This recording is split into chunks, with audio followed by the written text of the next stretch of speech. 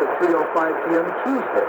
They will take on UW Platteville starting at 3:05. That game will be streamed on BTN+.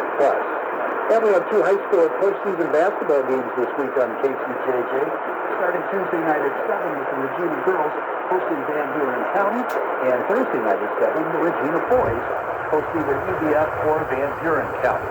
And we'll have more information about the Iowa women's basketball team win over Nebraska 80-67 Monday afternoon on Tuesday during the KCJJ Morning Show. This KCJJ News,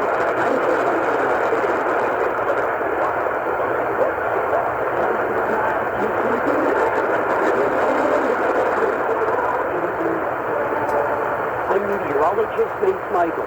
Clouds thickening for tonight, a low around 40 to the low 40s. And a mostly cloudy and breezy day ahead for tomorrow. Another mild day, though, with highs 60 to the low 60s. Some areas of rain developing Tuesday night, even a few rumbles of thunder. Then sunshine returns Wednesday, but staying breezy and highs 60 to 65. That's the forecast for the mighty 1630 KCJJ.